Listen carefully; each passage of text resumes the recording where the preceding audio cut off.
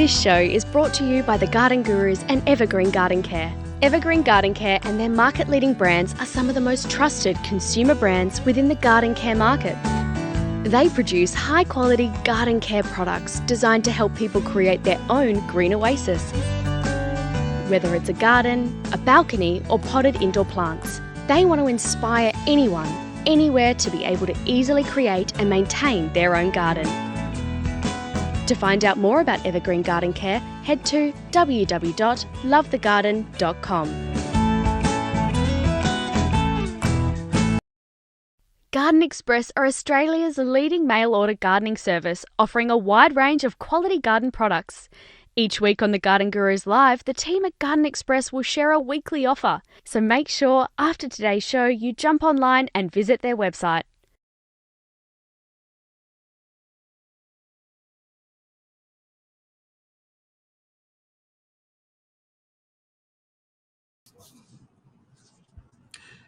Hello, good morning. Welcome to the Garden Gurus Live. I'm Trevor Cochrane. It's great to be back with you. It's the beginning of a whole new week. Here in WA, it is absolutely glorious at the moment. The weather is magnificent. I'm hoping that you're starting to experience some of that spring weather wherever you are in this beautiful country of ours. And for everybody who at the moment is in lockdown, maybe we can give you some inspiration today to get out and get into the garden. It really has been a big challenge for many of us. And there's nothing better than getting out and taking your shoes off and walking in that grass and feeling Mother Nature at her very best. Now, we've got a great program packed full of really good stories for you today. We're going to meet a couple of people. We'll catch up with my good mate David Van Berkel a bit later on in the show. Look, we have done so many stories with Garden Express with great plants. Every time we talk about them, they disappear. David's got some more later on today, really seasonal. And we'll catch up with a really good friend of mine, Digby Growns. Now, Digby is the head breeder, the senior plant breeder at Kings Park and Botanic Gardens. And that is a spectacular place to visit at the moment if you're here in WA. And if you're visiting WA and lucky enough to be able to do so, then you need to put it on your schedule. It's got a huge number of spectacular West Australian wildflowers at their absolute best at the moment. So what we'll be looking to do is chat to Digby about that and his breeding program. So as I said, he's a senior plant breeder. He's doing some pretty incredible things. One of the things that I did on the weekend was I harvested a whole bunch of fruit. This was one of them. And then I collected all the rest. I'll talk about these a bit later on. You've got to have a look and try and tell me what they are.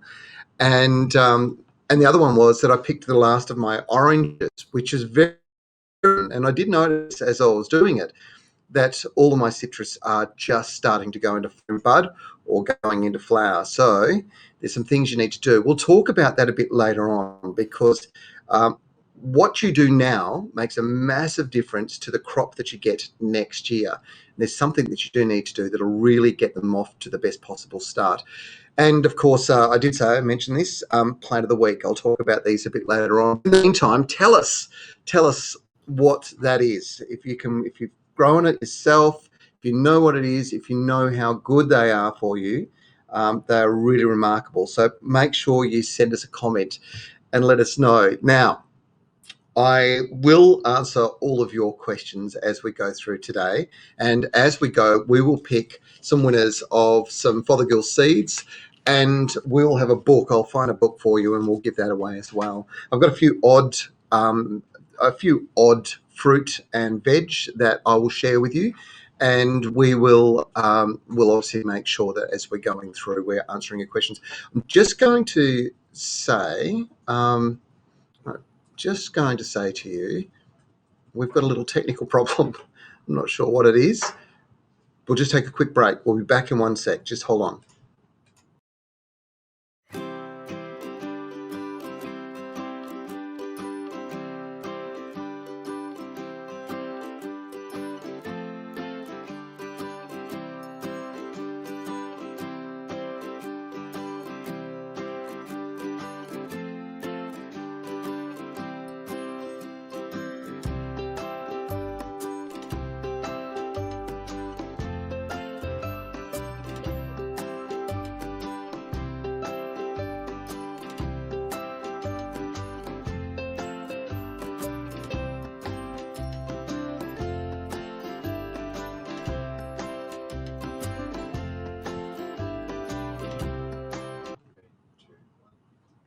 All right. Thanks for your patience. Hopefully we've solved that little technical problem now and you're getting everything flowing through nice and smoothly. Now, the goal today is to answer your questions, as I mentioned before.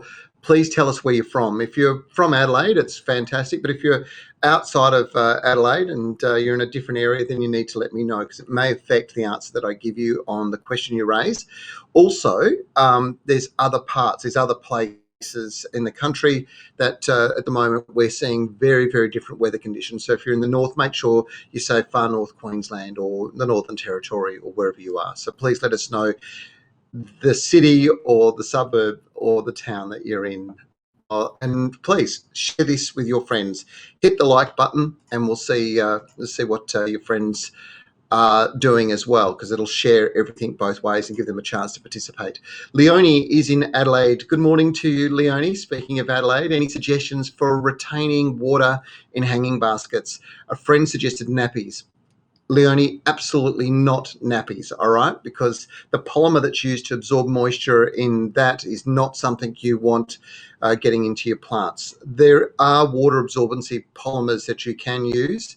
There's rock minerals. So zeolite is a good example of a good rock mineral that you could use inside the potting mix to help retain it. But there's also specialised potting mixes that are very heavily sort of they lean heavily towards things like cocoa peat, which is has a high retention of moisture. So hopefully that helps.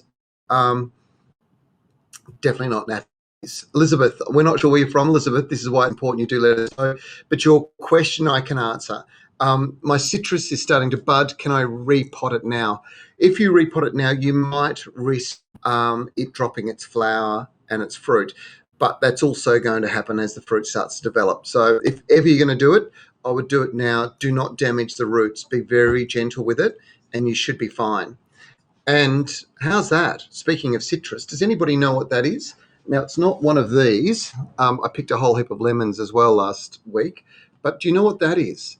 Look at it. It's as big as my head. Look, it's amazing. Absolutely delicious.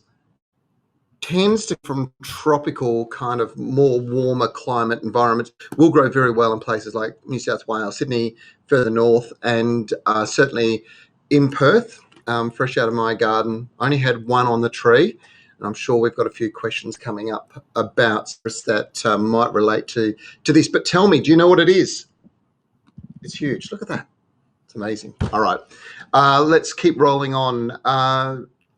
Shirley's on the Gold Coast. Hello, Shirley. Is it too late to trim my gardenias? No, it's not too late to trim them. And if it's a light trim, fantastic, but you are coming into the budding period. So if you cut back too hard, you will affect your flowering. Irene, we're not sure where you're from. Does white pepper work on scrub turkeys? I have got no idea. I've never treated scrub turkeys before. I would suspect, I know that chili definitely has done in the past, but I couldn't tell you about white pepper as far as a deterrent goes. Garlic may be something else that you might want to try, albeit I did tell you previously about a friend of mine who was trying to get rid of kangaroos from eating the buds off their roses and sprayed garlic and chili, and for a little while it worked, and then later on the kangaroos actually got a taste for it, so they would actually hang around the house waiting for you to come out with the garlic and the chili. So be careful, use it sparingly. Now here we go. Eve from Jandicott. My Thompson's pink grapefruit is only a metre high and produced 5 fruit last year. It's covered in numerous buds now. Should I thin the buds or leave the tree to drop them by themselves? Now the tree will naturally drop them, but the best thing you could possibly do is actually pick all the fruit off, because what it'll do is it'll direct all the energy into growth, and the tree will grow and double in its size, which means next year it'll be able to handle that fruit and support it properly a lot better. That's very similar to what this is. This isn't a Thompson's pink grapefruit, but it's a tropical grapefruit. They're called pomelo, and magnificent, little bit too bitter for my liking as such, but very, very good, can be used exceptionally well in a whole bunch of things, including cocktails, I was told just recently. So maybe something to think about. Pomelo. beautiful, and it's a type of grapefruit, and it's got a very, very strong grapefruity smell to it as well. Julia is in Melbourne. Hello, Julia. I've got little green bugs eating my lily pilly. That's probably shield beetles. There's a lot of them out there, and they tend to do that green shield beetle tends to do a lot of damage to the new growth as it's emerging. There are some bug sprays that you can get from your local garden centre, or jump online to Garden Express. I think they might be able to help out. There's two things that you need to do. One is you need to treat the existing ones, and then you need to put a deterrent up there so they don't come back. And garlic is a really good one for the bugs. For whatever reason, beetles do not like the garlic, so it tends to keep them off. So garlic spray, and you can either make it up yourself or you can buy it pre-mixed as well. Kelly is in Collie. Kelly in Collie. Hello, Kelly. Do you prune seed heads from lemongrass to promote new growth? If you do prune the seed heads from the lemongrass, it will encourage it to keep producing more stems, more from the clump. So it's a good way to go if it's not thick enough. Please, if you are enjoying what we're doing here with this session, hit the like. It really does help. We're certainly getting lots and lots of your friends starting to join us. But the more you like those sorts of things, these particular questions and answers, the more it's shared with your friends, and the better it is for all of us. Now, Rick from YouTube has asked to see the fruit of the week again. Can I please hold it up? I'm going to show you. This is the back, and that is the bottom. So this is the fruit. Can you tell us what it is, Rick? I reckon, Rick, I might ask Digby Growns, because I reckon Digby might know what it is. Hello, Digby. How are you going? Oh, we've got you've got your microphone on mute. Yeah, no, I'm good. There we are. Yeah, good morning. Nice to see you. And very good morning. It is a good morning here. Do you know what that? I have no idea what that fruit is. No, you're gonna have to wait. You have to wait. It looks interesting. Would be the comment I'd make about that. Yeah, it's totally interesting. A little bit different to the kind of fruit that you're used to dealing with. Tell me a little bit about Kings Park and what's happening at the moment. Oh, well, it's our festival at the moment, so there's heaps going on. It started on the 1st of this month and it's going right through to the end of the month. The flowers, particularly the annuals, are looking unbelievable, and the garden beds are fantastic. Our horticultural team and our botanic garden team have done an amazing job to bring this display.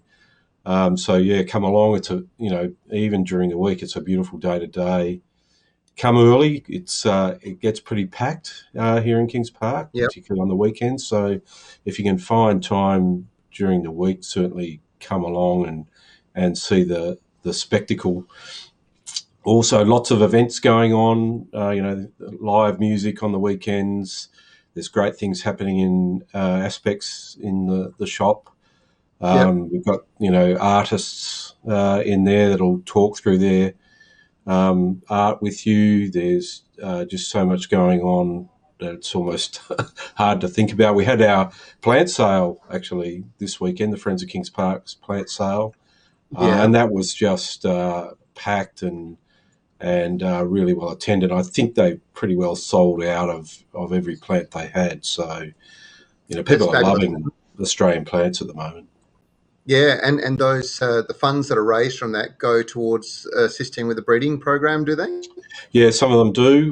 They go back to a whole range of different things in Kings Park, but certainly some of them help the breeding program out, which is fantastic for us. So tell us a little bit about what you're doing at the moment. Recently, we just featured on the Garden Gurus the Begonias, and two of the forms that have really made a big difference to people's gardens with their release this year. And one of them is in flower in my garden at the moment, Magenta Stars. It's just the fragrance is intoxicating at present. Yeah, look, it's been a really great variety, and it's just that all-over flowering, which people are not necessarily used to with Begonias. So they often flower from the base up, but that particular plant, the terminal flowering, and you're right about the fragrance, and it's not the classic, megastigma, the brown Begonia fragrance. It's got a bit more lightness and some sort of sweetness to it. So really amazing plant.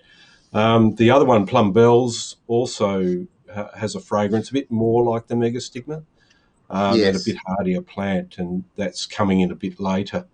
But we've got a number of hybrids, in the system still, and so, keep an eye out for the Kings Park Begonias coming through in the next year, 2-3 years, because there's some really good ones. Now, we did a story together last year, I think it was, and at the time, it was about this time of the year, and at the time it was, we were in one of the glass houses with some of the kangaroo paw breeding that you were doing, and there was some amazing kangaroo paws. How's that program going? Well, this will probably Wow. show you a lot of how Look it's at going. that. So in this bunch of Anaxanthus, we've got pretty much every colour of the rainbow. There's blues, purples, magenta, red, orange, yellow. I don't have the white, but we do have a white coming through, and we also have plants that have got black in them as well. So I can't actually think of a colour that we don't have now. So yeah, fantastic. And you're right. When you walk into a glass house and you see something like this, it's just gobsmacking. And they're colours that don't occur in nature. Some of them. Yes. So tell me, you've been breeding. You've been on this ongoing breeding process for a period of time to keep focusing on getting truer forms, truer colours in each of those different colour ranges. How long has it taken you to get there? Well, we started the program in 2007, and so that's my maths 14 years, which is actually for a breeding program really fast. And the interesting thing is we actually started out trying to breed disease tolerance in. So that was our main and number one focus. And we've achieved that to a large extent. We still get varieties that are not, but the ones that we release will be.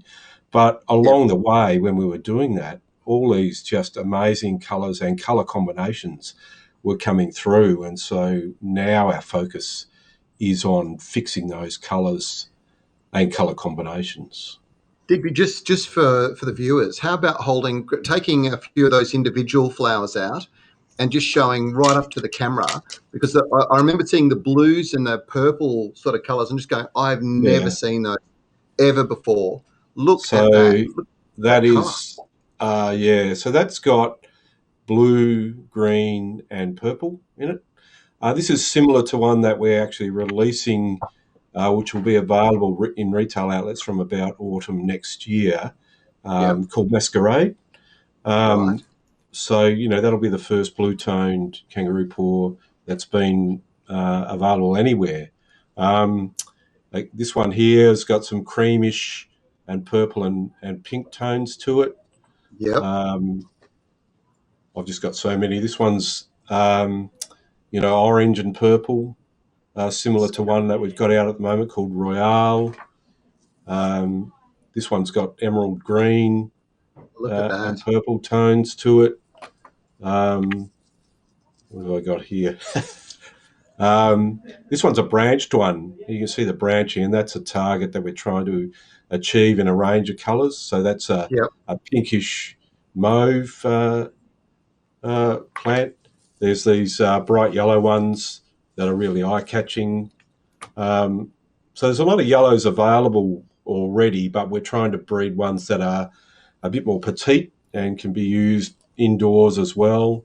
Here's a really deep magenta purple one. A few greens and other things available there. They're just amazing. So just on the delivery of these, so there's people tuning in from all over Australia to this. In fact, there'll be people coming in from all over the world, I think. But particularly those around Australia, how do people get their hands on these varieties when they are released? Yeah, so we work with a commercial partner, Ram Botanicals, who are a great breeder themselves and a wholesaler of kangaroo paws, and they have a global presence. And so we're releasing 5 varieties, both in Australia and the US at the same time. So they'll be available generally through retail outlets, I think from autumn next year is the target. So they, as you know, Trevor, kangaroo paws are produced via tissue culture. And so when you start off with a single plant, to bulk those up into the numbers required to satisfy the supply chain takes a little while. And the fact that we're doing a global release means that we need, at least double the numbers that we would normally take. So that's been the delay in when we produce the first plant to making them generally available. So those first 5 will be available then, but over the next, several years, there's a whole range of unique coloured kangaroo paws going to be available. Ones that are disease tolerant and ones that would be even more hardy than the ones that we currently have. But they also make fantastic container plants as well. So, if you struggle to grow Anaxanthus in your garden, in some places around Australia, it's not as easy. It is here in Perth, for instance. Try them in a container. They look amazing. Yeah. Can I ask you? So one of the things that I noticed in Europe is that Europeans, particularly the Dutch, love them as indoor pot plants. So they're using them indoors predominantly, and they're being grown in a glasshouse environment over there. Once they're adapted to that environment, they perform pretty well indoors too, don't they? Yeah, they do. They're quite happy to grow for a fair period of time in a pot indoors.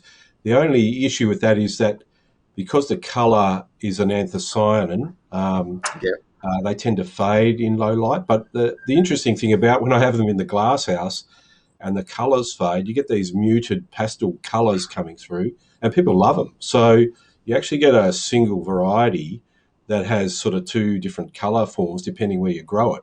If you grow it in the full sun, it's a brightly coloured plant. If you grow it indoors or in shade, it's a muted pastel plant, and they look beautiful like that anyway. Yeah. So this is the thing, and I suppose the message there is that if you're going to grow them in your garden, put them into the brightest, sunniest spot you possibly can, because the intensity of the colours will be better. Yeah, absolutely, that's right. And as much sun as you possibly can get, and the more intense the colours will be.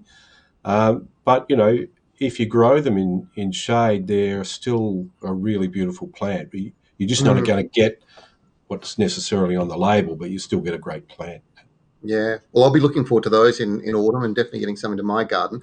Tell me, the other program that I know you've been working on was the Geraldton Wax, and some of the progress in that space has been incredible with wax flowers.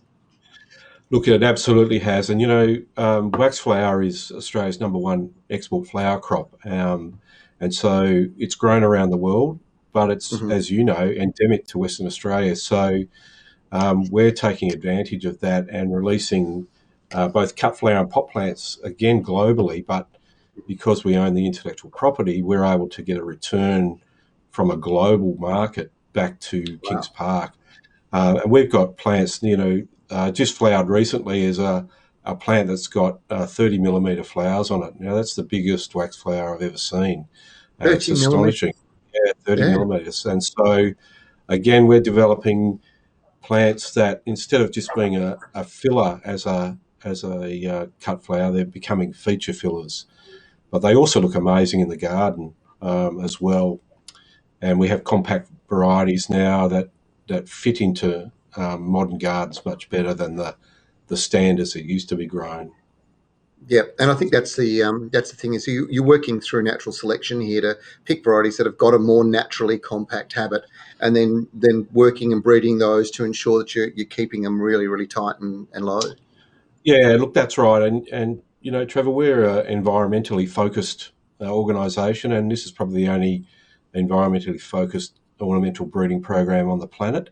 And so we want plants that are resistant to pests and diseases, so people don't have to apply chemicals. We want plants that sit well in the garden. We want plants that provide habitat and food sources to local fauna that use less water. So all of those plants, while being spectacular, they hit that mark of being environmentally responsible as well.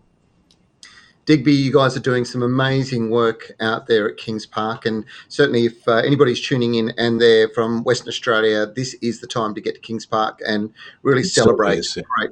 West Australian, well, the number of varieties. I'm not sure whether you've done a count on how many species you've currently got that are in flower there, but it'd be huge, Yeah. wouldn't it? Well, we cultivate about 3,000 species, Yeah. but that's minuscule compared to the approximate 12 to 15,000 that's out there in WA. And this year with the rain, absolutely, the countryside's looking incredible. So if you have the opportunity, certainly visit Kings Park, but get in your car and go for a drive, because it's like Yep. things you'll never see again, probably. Yeah. I've got people, some good friends who have been going to different places, particularly Coal Seam Conservation Park recently, and they said that they've been there for many, many years in a row, never seen the flowers as good as they are this year. It's been spectacular, apparently. Yeah, at least the best in 20 years, if not more. It's the best I've ever seen. Quite incredible. Wow. That's amazing. Well, Digby, thanks so much for joining us this morning. I'm sure you've got heaps to get back to work to do, but we'll keep rolling on and answering people's questions great. too, mate. Thanks for the opportunity, Trevor. Happy to talk to you. No problem. Catch up. See you, mate. Take care. All right, we will get into your questions because they have been building up. In fact, there's a heap, so I'm going to fly through them. Bam, I'm not sure where you're from, Bam, but you were just wondering if I can recommend a weed killer that's good as Clean Lawn. I can't seem to source it anywhere at the moment. I think Clean Lawn may have disappeared. There are a number of selected herbicides that are out there that are very good for certain types of grasses and weeds. And you just need to be talking to your local garden centre. I'm not going to recommend a particular brand. Generally, those weed and feed ones take out the broadleaf weeds, and then you need some select herbicides when it comes to taking out things like wintergrass, as a good example. Julie is in Rockingham. You've got a 5-year-old avocado tree. It's flowered this year for the very first time, but the leaves look grey and droopy. You've applied 2 lots of potash to the soil over the past 2 weeks, but it still looks very sick, and it's in a large pot. I reckon that it's actually too much moisture in the pot that's causing the issue. When leaves tend to droop, it tends to be that there's a problem with the oxygen, with the air in the soil, and you need to get particularly with avocados, you need to have the soil really healthy. Now, I suspect if it's not been repotted for 5 years and it's been in a pot, now is the time to be looking at doing some repotting and changing that over, because if it looks really sick, it's a good indication that it's really suffering, and unfortunately avocados can go just like that, so you do need to act quickly. Sandy is in Victoria. You've got a large gum tree with black fungus on them, making a mess of your paths and gazebo. Researched, and they all say spray, but these trees are 20 metres high. What I would suggest going on here, Sandy, is that you've got probably scale, or you've got an insect in there that is emitting a sucrosy substance we know as honeydew. This is spread around by ants, and then the black fungus that you're looking at is actually something called sooty mold, and it's not harmful on its own, but when there's too much of it, it can start to cause leaf drop. It can start to hold the tree back a fair bit. What I would recommend you do is that you treat the tree with not a fungicide as such, but more maybe a control for the ants. And the simple way to do it, if you've got dry weather, is to literally put a ring around the base of each tree with talcum powder. So one big packet of talcum powder, the ants won't go up or go down anymore. It'll stop them. And in the process of stopping them, that stops them moving the sooty mold around the tree, and you should see it gradually clean up, particularly as new foliage comes along. That is probably the best long-term solution I can put forward to you. Stephen's in tropical Queensland. How fast do lemon-scented cypress grow? It's quite interesting. Wanted to use them along the fence line to hide the neighbours. Okay, well, I'm not familiar with the one that's lemon-scented, to be quite honest. But as a general comment, cypress will grow very, very quickly. So maybe 2 to 3 years at the maximum is going to get them up around that sort of 2 to 3 metre mark. So once they're established, the key with all cypress is to make sure that you're planting them into a really good soil to get them growing strongly, and then they'll take off. So I would do that. And when you do it, also give them a good water in with sea salt. Consuelo is in Sydney. You've got an orange tree. It's shedding its leaves dramatically. What to do? I reckon it's an indication that things are drying out. Okay, so what you'll find is when we've come out of winter and we've been quite wet, once it goes dry, trees tend to actually shed any excess leaves. That'll be what's going on. It's definitely a drying process. What I would suggest you do is get some mulch in around the bottom. Now, don't put it up against the trunk itself. Pull it away from the trunk, but a nice thick layer, at least 100 mil deep, around the outside. Ideally, either really good compost or alternatively a very, very good mulch. That'll make a big difference. Tyson is in Victoria. What equipment do I use to pull out my weeds? There's some great weeders out there, actually. The guys from Wolf Garden have got a couple of really really good ones where you can stand on them. You don't have to bend over, keep a nice straight back. But you've also got the little handheld ones as well. There's lots of options. Can I suggest you jump on the website, Wolf Garden? Just do a Google, Wolf Garden. It's obviously Wolf, Garten, the German Garten. So have a check those out, Tyson. They're pretty good. Vinette is in Perth. Hello. What tips do you have for potting up fruit trees in pots? Right now is a good time to be doing it, as long as you're gentle and careful with the tree. So really good quality potting mix is the key. Now, there's this range of potting mixes called Performance Naturals. I'm going to talk about the fertilizers in a second, but the potting mix, Performance Naturals potting mix, is a organic base, really good potting mix with regards to getting great results out of fruit trees. You can get it, I think it's you'll find it in Bunnings stores. Really, really good with regards to that. And if you're thinking about the next step up within the size of the tree, can I suggest to you that you look at probably at least 100 mil larger when your plant goes in than the current pot that you've got in. So if they're in a 250 mil or 300 mil pot, you want them to be in a 350 or 400 mil pot when they go up one size, and that'll keep them going pretty much well for the rest of the year. Now, Performance Naturals, it's a good segue into it, actually. We were just talking about citrus, and we've been obviously talking about that. You do not get fruit this big without supporting that growth. Look at the size of that. That is enormous. I've got pretty decent sized hands. I can barely get my hand around the outside of it. It's enormous. Really good, really delicious fruit. If you love grapefruit, this is a good one to grow at home. And just the ornamental nature of it's fantastic.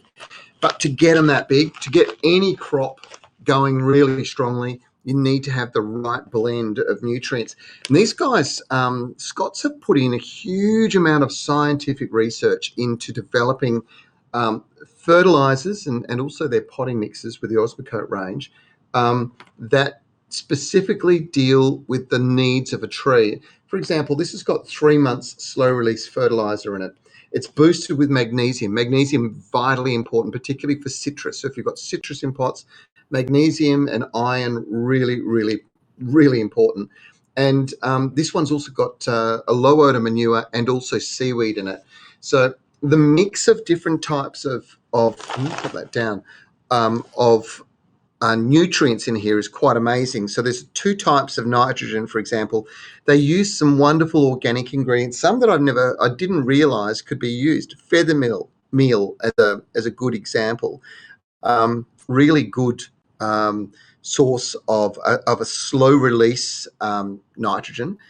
Really, really good at improving the carbon content of the soil, which is really important to the health of your plants. Now, they've also got something in there called Nature N, and I don't fully understand this. This is maybe one of those very special ingredients. It's taken them a long time to research. I think from what I heard, maybe 5 years of developing this natural nitrogen source, and their scientists have come up with this brilliant thing that is really exclusive to the full evergreen range of their Performance Natural products. And most importantly, the nutrients release slowly over a 3-month period. So when you've got the combination of those things working for your fruit, what you'll find is your tree will actually respond and grow almost instantly. Within a couple of weeks, you'll start to see a change in the look of the tree. and within probably 6 weeks, you're going to see a flush of new growth. And that's what you want. You want to see them growing away this time of the year. And it doesn't matter whether the trees are deciduous trees or whether they're citrus trees. And I'm showing you this one, and specifically, this is absolutely fabulous for citrus. I can't recommend it highly enough. But if you've got blueberries, if you've got raspberries, if you've got deciduous fruit and you're growing them in tubs, if you've got avocados, for example, tropical fruit, then this is the sort of fertilizer you will use, and the potting mix, get the same potting mix, the combination of the two, brilliant. All right, so that's the product recommendation of the week, and there's never been a better time to get out and feed your citrus. You need to do that right now because they are just producing all the flowers, as I mentioned earlier on. So I wanted to show you that right up front and talk that through. We'll keep rolling along because we've got so many questions coming in. This is going to be our speed round, I think I'm being told. Jennifer's in Sydney. Can you tell me if it's okay to plant an ornamental flowering apricot close to the house? Will the roots harm the foundations? Shouldn't plant any tree too close to the house. Not a good idea. If you've got yourself probably a metre, then I would plant on the metre perimeter, and that would be as close as you would want your tree to get. Otherwise, don't do it. It's not worthwhile. By the way, ornamental flowering apricots, again, Performance Naturals. If you want to get good growth, it's still it's ornamental, but it's still a fruit tree, and it's going to grow really well. Margaret's in Belgrave. I've got some cuttings from a beautiful tree dahlia. How do I strike? Do I burn them or lay them on the ground uncovered? No, you do not. You strike them quite simply by just taking those cuttings. Ideally, probably twice as thick as your finger is the ideal size of the cuttings, and you only want them to be about 3 nodes. So that's where the leaf comes out. You should have 3 of those. Cut them flat on the bottom node, just above the base of it. So you don't want a lot of stem hanging out underneath that. You want it to be fairly close to the flat bottom of the node. And then on the top, cut it on a 45-degree angle. Make sure that any water that falls on the top runs off. You put 3 to 5 stems in a 150 ml pot. And here's the kicker, here's the trick. If you want to get really good results, get yourself a plastic bag, one of those freezer bags, pop it over the top nice and gently, after you've watered it in, put a lacquer band around the outside so it's holding the moisture in there. And what you should see is for about a week to 2 weeks after, a lot of moisture on the inside. This is a good thing. But after that, take it off. And then what will happen is the plant will have had time to callus properly around the root system. It'll then very quickly develop roots out of the base of it. And you should find it's quite a quick process that within probably 3 to 4 months, you've got good growth starting to come out of the shoots above. So you've got 4 access or bud points where new growth is going to come from. And you should see on all of them that sort of growth come out. And then you want to break them up, pull it all apart and plant them into their own individual pots. So 3 to 4 months down the line, you should then end up with some pretty good plants. You leave them in the pots for maybe the rest of the growing season. Remember, these are a plant that does go dormant, and it'll develop up and get quite, you should see it fill the pot quite well as far as the root system goes. Once it's full in the pot, plant again. So probably next year, you'll be ready to plant out in the garden if you want to do that. You can leave them in pots too. So wonderful plants, tree dahlias, up to 3 to 4 meters. You get them in beautiful sort of a mauve pink. You also get them in white. So it just depends on what you like, but definitely go down the path of being very careful to keep the moisture around the outside. Where can you get a weeping willow? This is Irene in Sydney. Not a common request these days, Irene. Probably the best way to get your hands on one is to go and take a cutting. So look out for a tree and go and take a cutting, because I don't think there's too many garden centres that sell them.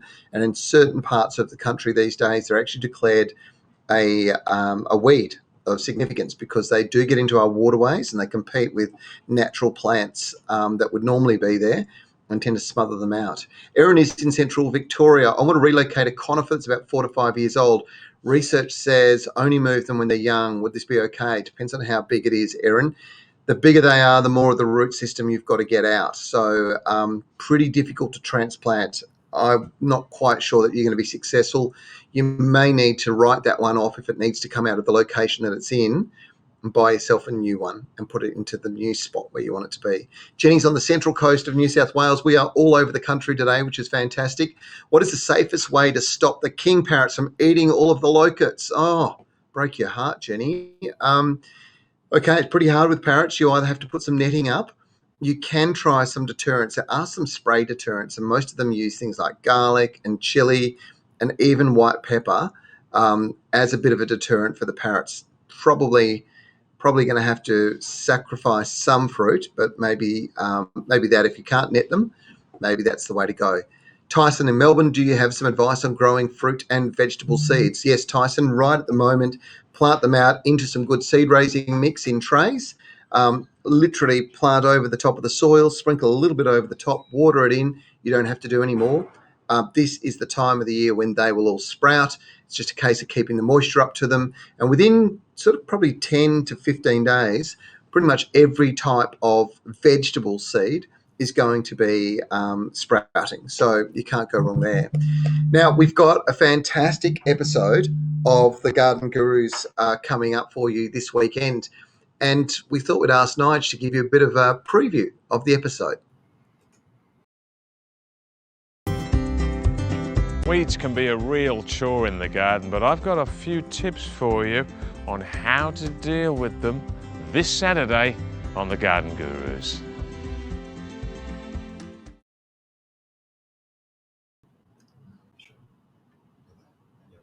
Okay. Hello. Well, there you go. That's what we've got coming up now. We're going to catch up with my mate, David Van Berkel, I think.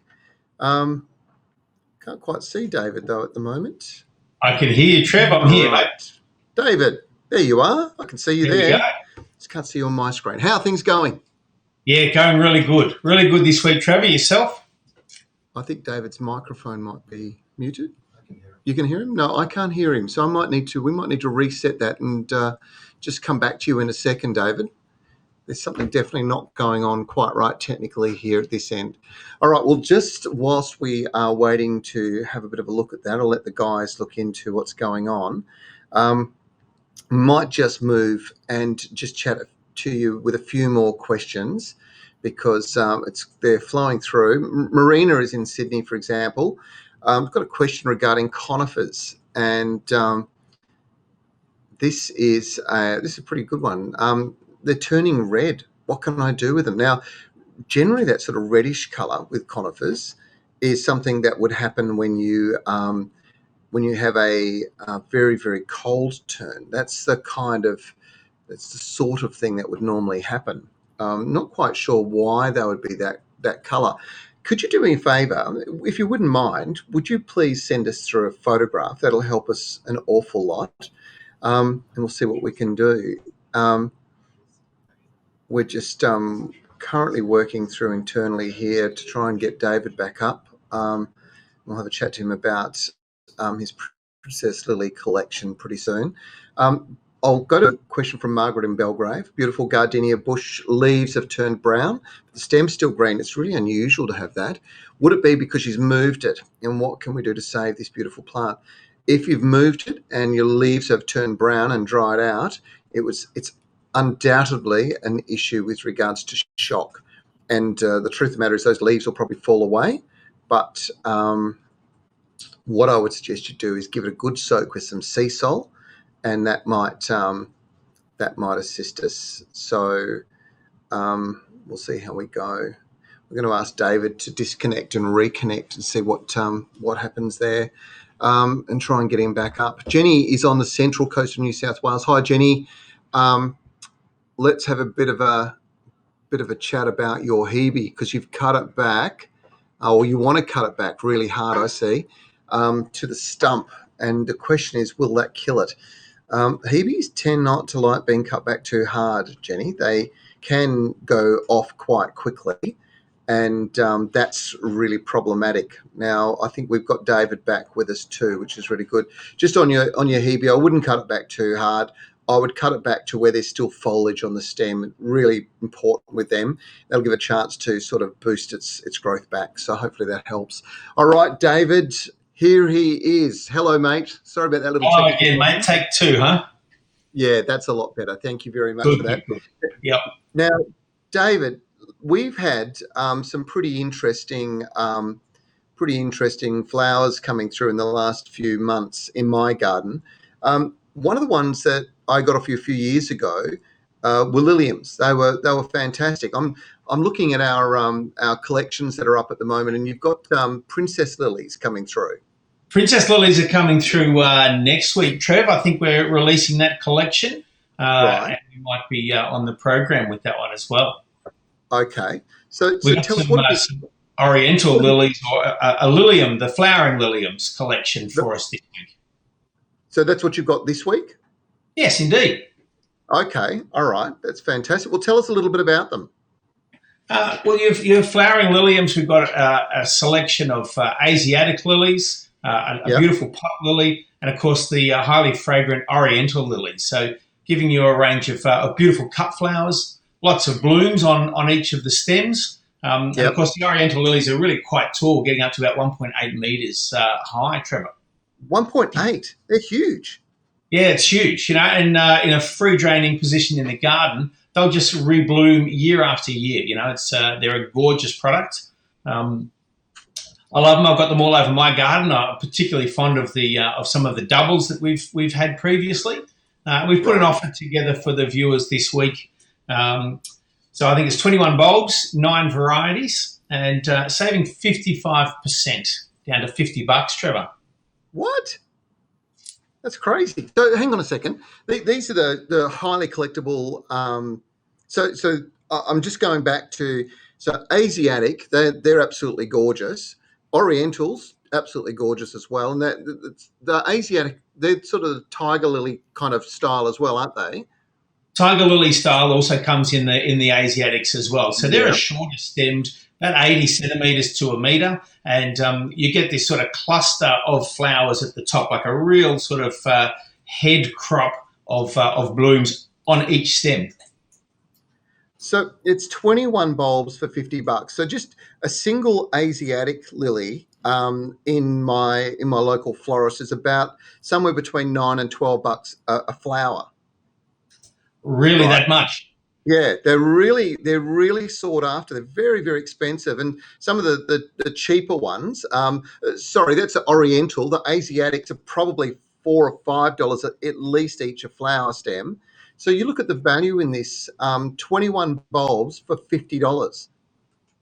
Unbelievable. It's getting towards the end of the lily season. So I think we start from about May with the first of the lily crops, and the Orientals come out a little bit later. And of course, now they're going to start to want to grow as spring sets in. So, so put a good collection together, give everyone a chance to get some before the growing season starts, and enjoy your flowers from Christmas all the way through summer, mate. Can you talk us through some of the varieties? Yeah, we've got some really beautiful ones. Blushing Joy is a beautiful sort of orange bicolour pot Asiatic. I think it gets to about 60 centimetres tall. We've got a Turks Cap Lily. It's just the one in a bag. It's a little bit more of a newer variety.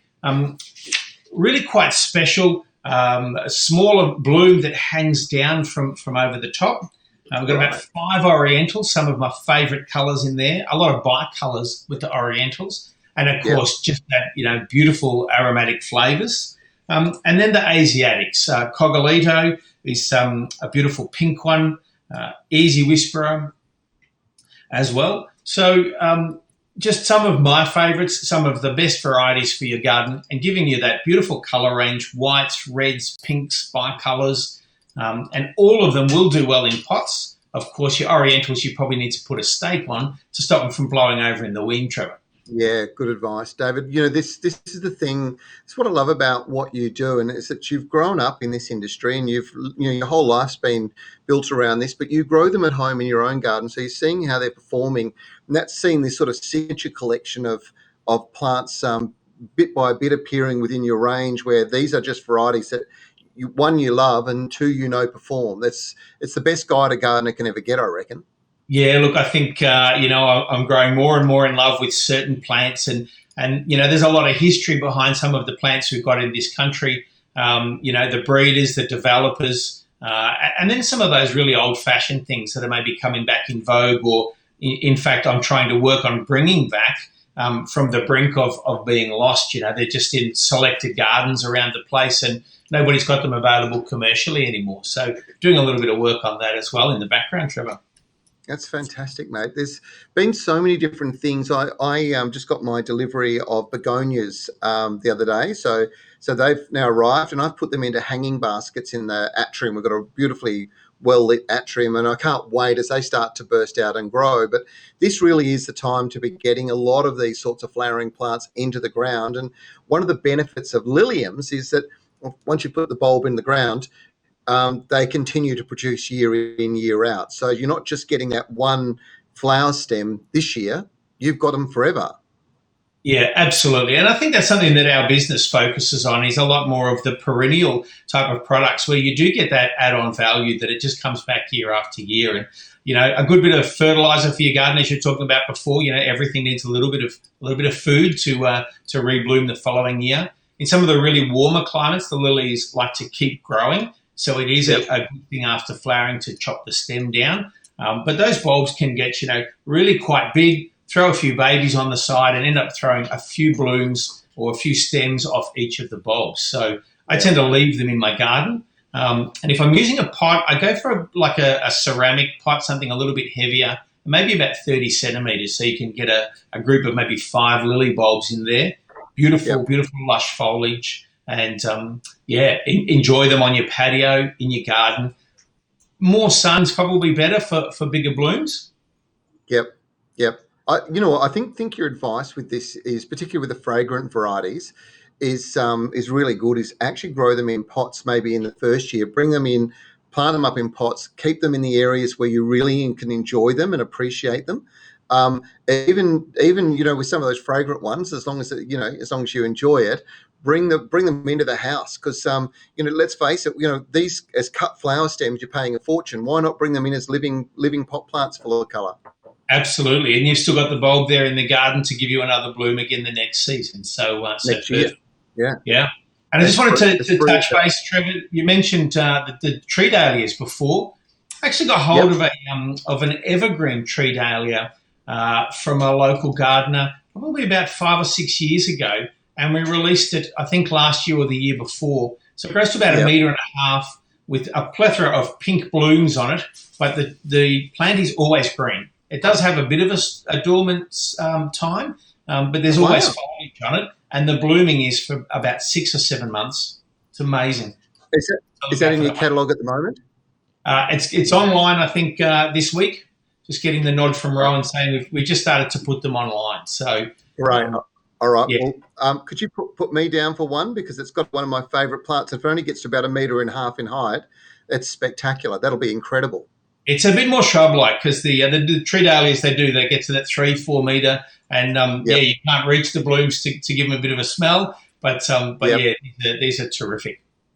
Yeah, it's the downside. I've got the white one at home. I previously have grown that sort of purpley mauve one before, but they do get too tall. It's a highlight as far as autumn flowering goes, because that's when they flower in my garden, in my part of the world.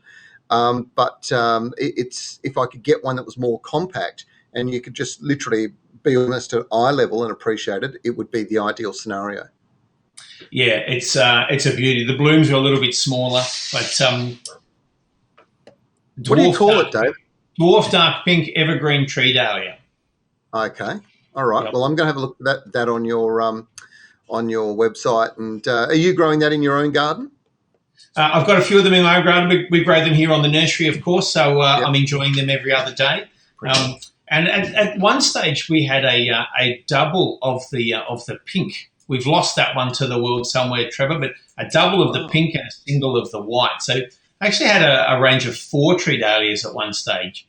It's amazing how these things can come and go, and that's what I'm saying about trying to revive some of these good old favourites. Yeah, so if there's somebody out there got that double in their garden that they must have got off a few years ago, maybe give you a call. You might be able to work something out. Absolutely, mate. Very good, mate. Look, thanks so much for joining us again. I just want to go back and just repeat that offer, because it's pretty incredible. There's 9 varieties, 21 bulbs, and only $50. It's $113 in retail value, and you've dropped it down to $50. That's an incredible deal on some of the most beautiful flowers you will ever get your hands on, folks. And I know, like all of these things, there's always going to be limited stock. So it's first in, first served. David, to get that, you just got to go online to gardenexpress.com.au. Exactly, and there's a banner flashing across the screen that's got the Guru's collection on it for the next couple of days. So hopefully, if you're getting quick, you'll be able to secure yourself one. Yeah, terrific. Well, look, it's such a good deal. That's one that one of my favourite plants, and certainly one that would be brilliant to be putting into the garden now. If you want colour, if you want fragrance, hard to beat Liliums. They are gorgeous. David, thanks for joining us today. My pleasure, Trevor. Good talking to you all. You too, mate. That's great. Now, just remember, Garden Express, what makes them so unique is that they deliver everything to your doorstep. So you go online, you shop, which is pretty handy in some places where we can't get around at the moment and go to the garden centre. You can do it online right now after the show, maybe place your order, get David and the team to deliver them, and probably in a couple of weeks' time they'll turn up and get out into the garden and add some beautiful colour. And these special offers that these guys do each week for us, some of those deals are amazing, like this one here. Okay, now I've been watching the number of questions flowing through. Please keep sending us your questions. Make sure you tell us where you're from. We're getting a lot of questions coming out of Sydney, Perth, and Victoria currently. Love to hear from some more people in Tassie and South Australia, maybe even in the north, in Queensland and the Northern Territory. Now, I wanted to talk to you about my plant of the week, but I'm going to mix it up a bit today. I'm going to be what you could say is a little controversial, because I'm going to suggest that there are 3 plants that for your own personal health you must be planting in your garden now. Let me start with this one. You'll know this. That is a Chinese cabbage. Now, it's the family that's really important, okay? So cabbage family, which there's all the bok choys and pak choy and all those Asian vegetables, but some of the more important ones, things like kale, broccoli, cauliflower, all of these are rich in plant hormones or plant chemicals that are exceptionally good for our bodies. In fact, researchers said that with about 100 grams, 60 to 100 grams in our diet each day of plants from this family, which are known as the crucifer family, it reduces our risk of stomach-based cancers dramatically. So we should be thinking about adding them every single day, small amounts. And this is men, women, everybody should be looking at these. So please look at trying to find a way to introduce them into your diet on a regular basis. There's enough variety in this family to deliver you lots of different types of flavors and tastes. But most important is that they are so rich in antioxidants and these very beneficial plant chemicals that we need to make sure we're ingesting them and including them a lot more. This is another one that's really important. You'll know these. In fact, you'll know those, obviously. They're Trust tomatoes. And these are heirloom varieties of tomatoes, so you can have a look and see. They're just beautiful. And look at the colours. They look fantastic. These are incredibly important for men. Now, the red colour in tomatoes is a substance called lycopene. And lycopene has been found to be incredibly beneficial for prostate health. And more men die of prostate cancer than women die of breast cancer or pretty much just about any other cancer. So we need to be thinking, gentlemen, about increasing our diet. Now, researchers found that increasing this in your diet to just 1 fruit per day, about this size, reduces your risk of prostate disease dramatically. And we're talking 70 to 80%. So we all need to be trying to eat more of these. And if you struggle with it, then you probably need to, toughen up a bit, because it really is important for your personal health. Most importantly, for the health, for your health, for your family around the outside of you. One of the interesting things about this is there's many different ways that you can enjoy tomatoes, and fresh tomatoes are sensational, and now's the time to be planting them in your garden. But you can also obviously preserve them. So whether they're dried or whether they have been turned into a sauce, doesn't matter. You don't lose the goodness or the benefits of the lycopene. It's one of the few fruit that when it's cooked it doesn't lose its caloric value or its nutritional benefits. This is one that actually gets more intense if you actually go through that process. So tomatoes need to go into the garden. Don't want to go on about it too much, but very important. And ladies, we talked about this previously on this show, but the red or the darker coloured apples, it's now been proven that they are one of the most important things that you can have to reduce hypertension. So heart disease kills too many of us in this country, and the research carried out by the Royal Perth Hospital Institute found that these darker skinned apples are so much better for us because, again, of some of those plant chemicals that are in there. So these flavonoids are known to basically calm us down, to reduce blood pressure, to reduce hypertension, and as a consequence, dramatically reduce heart disease. So 1, 2, 3, cabbage, apples, tomatoes, now's the time to be planting them. So they're my main ones. And look, I wanted to mention this, speaking of one other fruit that is a little bit on the different side. This is a tropical fruit. It's called custard apple. They come from the Rollinia family of fruit, which originate pretty much from the tropics in South America, most of them. Custard apples and many of the other Rollinias, and there's soursop and there's a few other different types. The flesh on the inside is, and it gets its name custard apple because its texture is a little bit custardy in its nature when they're ripe. I've just picked probably 50 or 60 of these off my tree yesterday, and I'll be sharing them in and around with the staff here. There are some plant chemicals that sit inside this fruit that are known to be real cancer fighters, really, really important in keeping your cellular health as good as it can be. Now's the time to be harvesting them and eating them. And if you're not going to grow the tree yourself, you're going to be paying around about $5 or $6 per fruit. It's pretty expensive. But if you grow a tree's going to cost you probably around that $50 mark, I would think. If you grow a tree, you're going to end up in a situation where you've got all this delicious fruit coming on board. You can share it with friends. You can share it with family. I don't want to rave on about it too much, but these things are very important. And if you can grow your own at home, it really does make a big difference to your overall health and can save you, well, a lot of money along the way. Now, we're in the home run. This is the last lot of questions I'm going to answer this week on the show. Let's have a bit of a look. We're coming from all over the country now, like Alicia in Sydney. She's planted a lemon tree about 8 months ago, hasn't grown since you planted it, which is quite problematic, I would think. It suggests that you probably need to be giving it food because it should be flushing new growth at the moment, but it is all green. So I don't know that you need to prune it. You need to feed it, Alicia. Now's the time to do it. And as we talked about before, Performance Naturals, that is probably the type of fertilizer you want to get your hands on. All right, because it's got the right mix of beneficial nutrients. You can see them on the bottom of the bag. Really, really good stuff. I think you're going to find that in your local Bunnings store, just as a general guide. Wilma is in Perth. You've got 2 young plums, the Santa Rosa, which is in full bloom, but the Satsuma is still bare. They're supposed to cross-pollinate. Do the flowers wait? Yeah, you should have the Satsuma in flower probably next week, I would think. They generally would actually cross over quite well, and they do work as a cross-pollinator.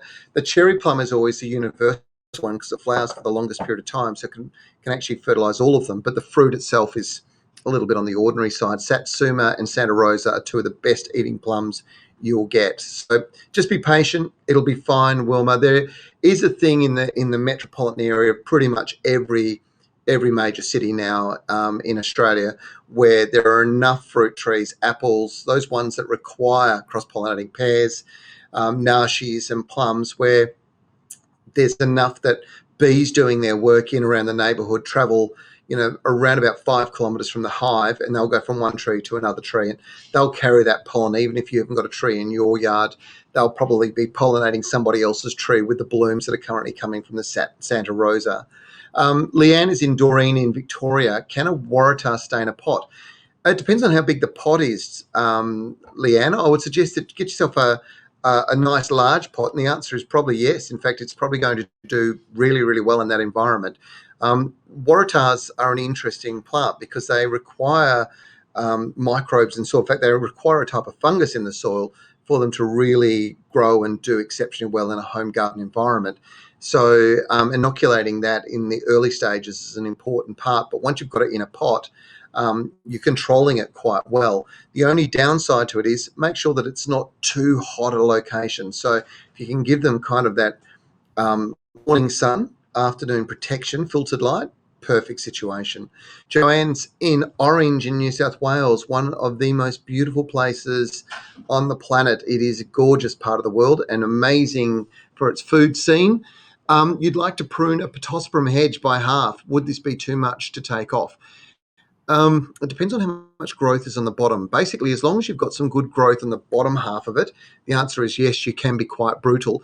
Be prepared that if you cut it back hard, it'll grow back hard. So it's going to send up a lot of shoots, and you'll need to be ready to prune it again as soon as they start to appear. Keng is in Perth. I've got a red kangaroo paw still in its tube. Can I grow it in premium potting mix? Absolutely, Keng. A really good all-round premium potting mix will do the job, and it'll look fantastic. Give it, don't underestimate the size of the root system of the red kangaroo paws. They've got quite a good root system, so give it a fairly reasonable size. Pot. Now, look, I'm pretty excited by this one. Trish is in northern Queensland. Trish has got a driveway full of pomelo trees, and the sheep love them. Unfortunately, they're too sour for most humans. I'm wondering if I could graft the trees with oranges. They are very bitter. It's a really strong grapefruity sort of flavour. And look, I've heard different stories about how to best enjoy them. Maybe you guys have got some tips that you'd like to share. We could share with Trish. Trish, you can graft those trees. So you can cut them back and graft some new wood. So you do side grafts on these ones. And put in some oranges or something else that you enjoy more. It's a bit unfortunate you don't like them. I love it. Now, look, we've run out of time. I can't believe it. We do have a lot of questions still flowing through. Susan Robinson, that's a Gala. That is a Bravo apple. It's a beautiful dark coloured. The trick with the apples, and I'll go back to it again, is the darker the skin, the better it is for you. Just a little reminder. We've got so many things coming through. Thanks so much for all of your questions today. We've run out of time, unfortunately, but we will be back next week. Now, let's have a bit of a look. Lockie's going to send off some packet seeds to our winners. He'll notify you who you are. Don't forget, the Garden Gurus is on air. We are playing at 2:30 across New South Wales, Victoria, and Queensland Saturdays at the moment, and 4:30 p.m. in WA, NT, SA.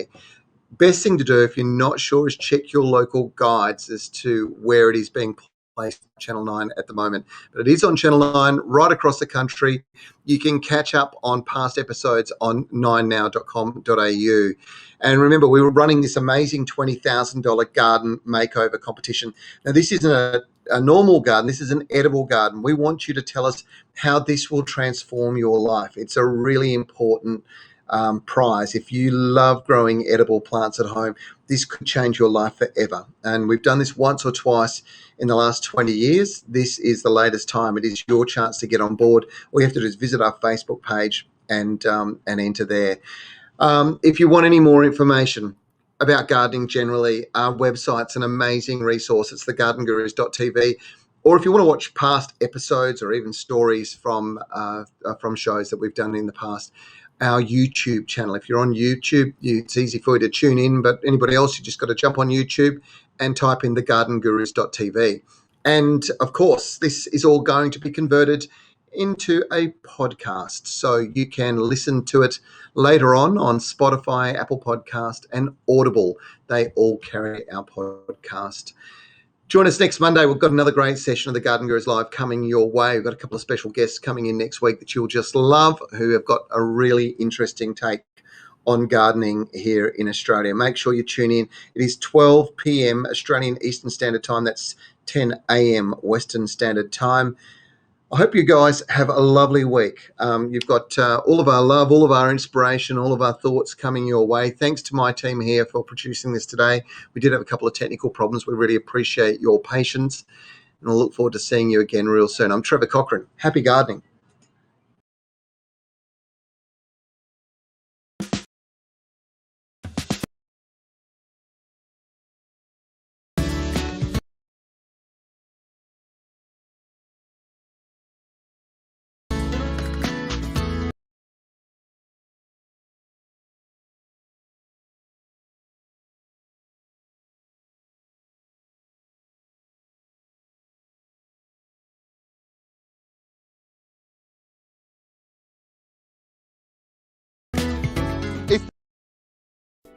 Visit the Garden Guru's online store and browse through a collection of high-quality, German-made Wolfgarten tools.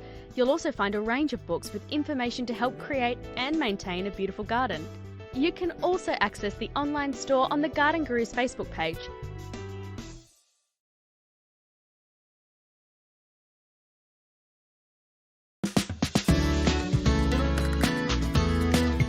If there is one question we get asked a lot here at the Garden Gurus, it's how about you come to my place and build a garden?